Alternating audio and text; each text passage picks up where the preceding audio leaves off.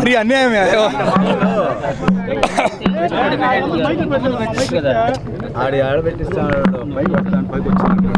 Okay, గత 4-5 రోజులుగా తిరుపతిలో జరుగుతున్నటువంటి పరిణామాలు మీ అందరికీ కూడా తెలిసిందే.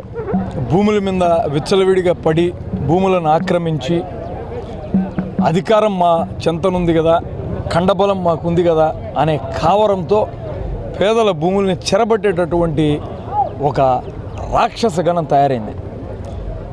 తిరుపతిలో ఆకురౌడిగా ఇప్పుడిప్పుడే ప్రచారంలోకి వస్తున్నటువంటి జేబీ శ్రీనివాస్, కొత్తగా చంద్రగిరి నుంచి ఇక్కడికి వచ్చినటువంటి పేట రౌడీ రవినాయుడు, వీళ్ళిద్దరూ కుమ్మక్కై ప్రభుత్వంలో ఉన్నటువంటి అధికారులతో మిలాఖతై ఒక నెక్సెస్ ఫామ్ చేసి ఈ తులసమ్మ స్థలాన్ని కాజేయాలన్నటువంటి ప్రయత్నం చేశారు.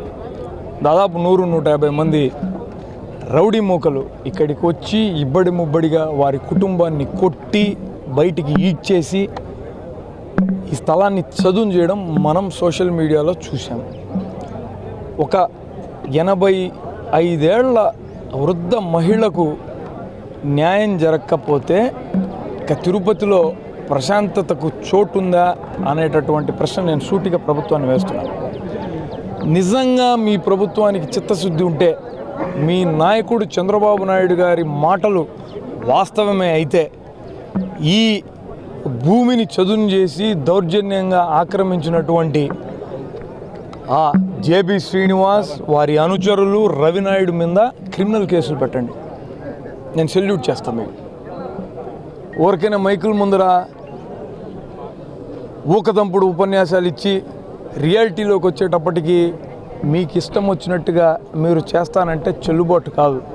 ఇది తిరుపతి, మీ జాగిరేం కాదు. ఇక్కడ జరిగే ప్రతి అన్యాయాన్ని ప్రశ్నిస్తాం, మీ తాట తీస్తాం. ముమ్మాటికి వ్యతిరేకం కాను. మీరందరూ జర్నలిస్టులే కదా, మీకు భూములు వచ్చాయా? ఇక్కడ వాళ్ళకు 2 సెంట్లు వచ్చినాయని చెప్పుకుంటున్నారు. 14 మందికి మేము ఇచ్చినామనే మాట బయటికి వస్తుంది.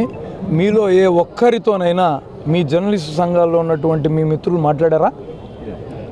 మీరందరూ కూడా కెమెరామ్యాన్లుగా, విలేకరులుగా ఎంతో కాలం ఉంటున్నారు. నాకు తెలిసి నేను మిమ్మల్ని 15-20 ఏళ్ళుగా చూస్తున్నా.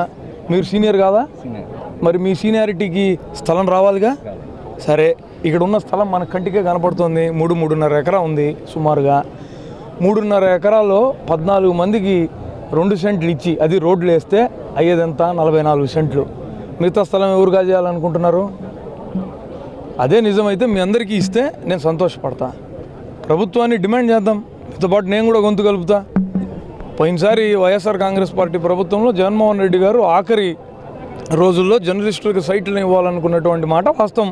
కోడ్ కారణంగా ఆగిపోయింది. మీ ప్రభుత్వం గొప్ప ప్రభుత్వం కదా, ప్రజాప్రభుత్వం కదా. మీరు ఆయన ఏదైతే ఇవ్వాలనుకున్నారో దాన్ని కంటిన్యూ చేయండి. ఆ పేరు ఏదో మంచి పేరు మీరే తెచ్చుకోండి.